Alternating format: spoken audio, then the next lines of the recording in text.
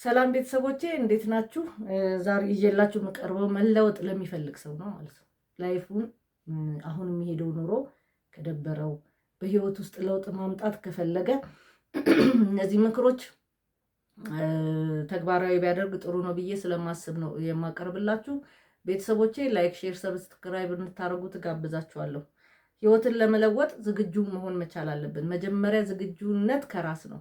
ምንም ነገሮች በዙሪያችን ያሉት ቢቀየሩ ራሳችንን ካላዘጋጀን መቀየር አንችልም ማለት ነው። ስለዚህ ግን የት ጋ ነው መለወጥ የምንፈልገው? መቼ ነው መጀመር የምንፈልገው? ዛሬ ነው ወይስ ነገ ወይስ የሚቀጥለው ዓመት እያልን እንቀጥራለን? ስለዚህ ለውጥ ከፈለጉ ዛሬውኑ ነው መጀመር መቻል ያለብን ማለት ነው። አንዱ ለምሳሌ አርፍደን የምንነሳ ከሆነ ጠዋት መነሳት የማንችል ከሆነ ቤተሰቦቼ በጠዋት መንቃት መቻል አለብን። በጠዋት ነቅተን ስራችንን መስራት መቻል አለብን ማለት ነው። ከመተኛታችን በፊትም ደግሞ ማንበብ ያለብንን እውቀት ሊሰጠን የሚችል እኛን ሊያስተካክል የሚችለን መንፈሳዊም ወይም ዓለማዊ መጽሐፎች ማንበብ መቻል አለብን ማለት ነው።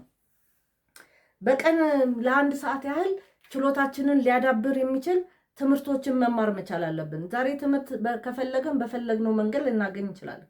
ከፈለግን ዩቲዩብ ላይ ገብተን የምንፈልገውን ችሎታችንን እንዲያሳድገን የሚችል ነገር ካለ ልንማረው ይገባል ማለት ነው። በየቀኑ ደግሞ ለ1 ሰዓት የአካል ብቃት እንቅስቃሴ ማድረግ እንደዚሁ ያስፈልጋል። እንግዲህ የአካል ብቃት እንቅስቃሴ ለተለያየ ለጤንነት ራሱ ይጠቅማል። ራስን ብሩህ ለማድረግ ይጠቅማል። አካል እንቅስቃሴ እንኳን ማድረግ ባንችል ወክ ማድረግ መቻል አለብን ማለት ነው። ሌላው ዝም ማለት በጣም አሁን ኢትዮጵያ ውስጥ ያስቸገረ ነገር ዝም ማለት አንችልም። ዝም ማለት ግን ዝም ማለት አይደለም። ስለ ራሳችን ማሰብ፣ አሁን ዛሬ ምን አደረኩ፣ በዚህ ሳምንት ምንድነው መፈጸም ያለብኝ፣ ትናንት ያሳለፍኩት ስህተት የሰራሁትም ነገር ካለ በምን መንገድ ነው ማስተላለፍ የምችለው፣ የተሻለ ነገር ለመሆን ምንድነው ማድረግ ያለብን፣ ቁጭ ብለን ማሰላሰል መቻል አለብን ማለት ነው። በቂ እንቅልፍም ማግኘት መቻል አለብን።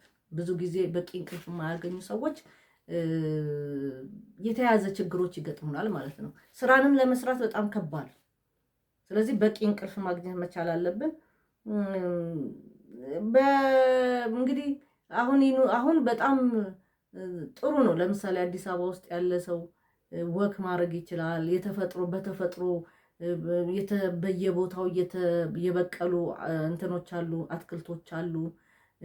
ግቢያችን ውስጥም ካለ ከተፈጥሮ ጋር ተፈጥሮን ስናይ ውስጣችን ዲፕሪሼት ያደረገ ወይም የጨለመ ነገር ካለ ራሱ ብሩህ ነገር ያደርግልናል ማለት ነው። ስለዚህ በተፈጥሮ ውስጥ ለ30 ደቂቃ ውስጥ መራመድ፣ ይሄ የተፈጥሮ ሰው ሰራሽ ሳይሆን በተፈጥሮ የበቀሉ ዛፎች ካሉ አበባ ካሉ አጠገባችን፣ እንዳልኳቸው አሁን አዲስ አበባ ምቹ ነው። ዝም ብሎ ወክ ማድረግ፣ ተፈጥሮን ማየት፣ ማድነቅ፣ እነዚህ ነገሮች ይጠቅሙናል ማለት ነው። በቀን ውስጥ ደግሞ 10 ገጽ የሆነ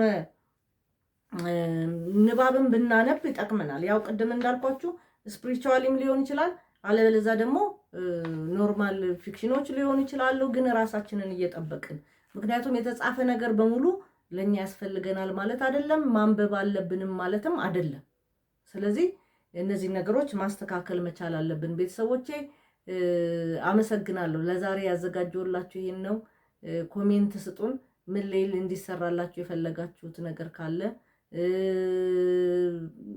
የፈለጋችሁትን ልናዘጋጅላችሁ ስለምንችል እድሉን ተጠቀሙበት። አመሰግናለሁ። ላይክ፣ ሼር፣ ሰብስክራይብ እንድታደርጉ በድጋሚ ጋብዛችኋለሁ።